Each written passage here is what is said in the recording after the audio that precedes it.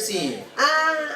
Meron na ba sa inyo nakapagtanong sa isang tao o sa isang umibig, nasaan ka nung natututo na akong umibig at magmahal? Meron na ba kayo? Oo nga, kayo na. Nasaan ka na natututo na akong umibig at magmahal? Meron na ba kayo sinabihan noon? Anong show yun? Commerce. Hindi, ano yun eh. Halimbawa may umibig sa inyo. Tapos, may inibig ka ng iba. Tapos, iniibig mo rin siya. Tapos, nagtanong ka, nasaan ka? Natututo na ako, umibig at magmahal. Ganon. Kasagutin nila yun, Timers? Oo. Gagansok ko yun din na isa. Hindi, nasaan ka nung natututo na ako, umibig at magmahal? May ganun bang moment sa inyo, guys? Bukso. Abok to daw. Hindi, meron bang moment sa inyo na parang you were, yun nga, natututo na kayong ma-in love, tapos biglang nawala na yung taong... Kasi yung parang meron na kayo syota. Tapos meron sumingit na isa. Na-type nyo rin. The Mercy, love story mo yan. Aminin niyo po. Kayo yun. Hindi, na-experience nyo na ba yun? Ang ganon. Sagutin na natin para makamove on na tayo doon. Denise. Wala? Si Christian. Si Christian daw. Baka may pasabog to si Christian. Ayan, meron yan, I'm sure. Wala po ako natandaan na ako nagtanong, baka sila. Baka sila ang nagtanong. Pero hindi ko na ako matandaan. Baka wala rin.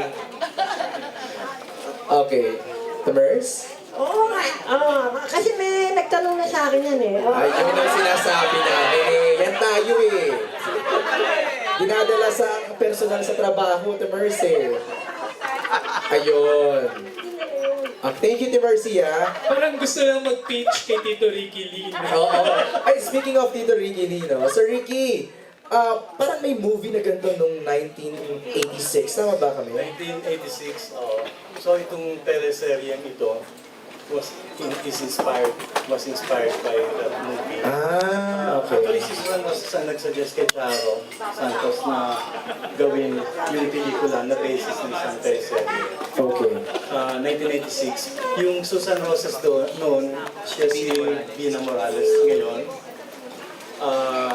Si Eddie Garcia noon, si Christian Vasquez. Wow. Manoy yun. Si Hilda Coronel, si Denise, si Richard Gomez, si Jerome. Yung dalawang anak ni Susan Rosas doon, si Snooki at si Janice de Belen. Si Snooki yung ambisyosa, mas agresibo, si Jane. And si Janice de Belen doon, yung laging nagpaparaya, Correct. laging nagbibigay at nagsisilbi. Si Lois. And then si Aga Mula, Si Joshua. Joshua. Wow aga Alam mo na, Joshua. Pero Sir Ricky, sabi niyo po kanina, inspired. So ibig sabihin may mga binago po ba kayo? Oo, although yung pinaka-spine niya, kwento pa rin ng isang nanay, and then dalawang anak niya, and then ng isang babae, na hindi naman matatawag na totoong kabit eh. Kasi eventually, naging para siya yung wife eh. Okay. So even yung meaning ng pagiging kabit, doon sa pelikula, hindi dito sa teleserye, parang nagbabago. Okay. Nag-shift. So yung spine niya, kwento ng generation ng pag-ibig, and then yung isang nanay, dalawang anak, and then isang babae sa labas.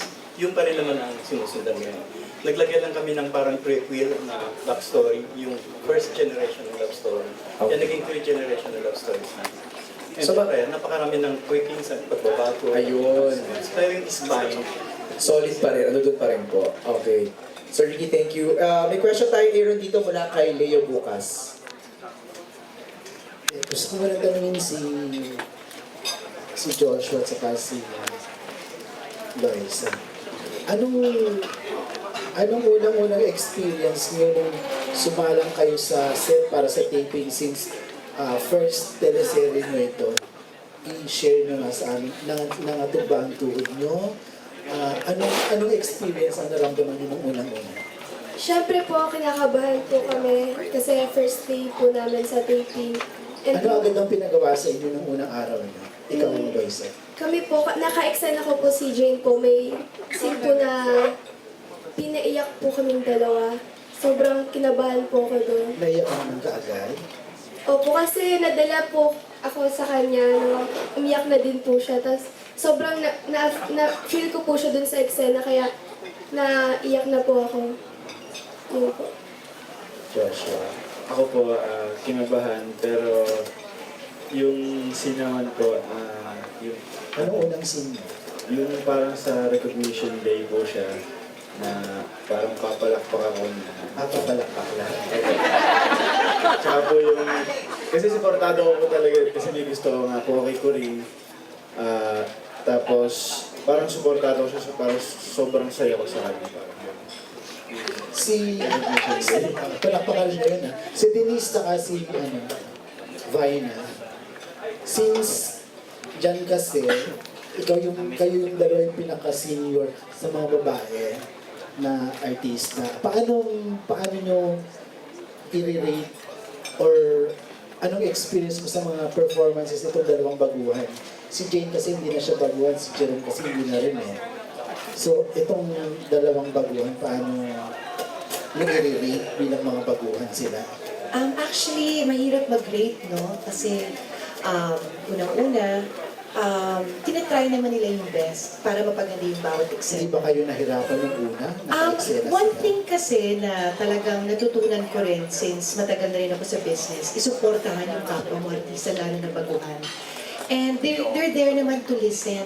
Kapag nagbibigay kami ng tips, lalo na nandiyan na yung mga director namin na magagaling, talaga hindi pinapabayaan. So we never had a hard time sa mga bawat eksena namin. Ako, looking forward pa ako to do more scenes na mga iyak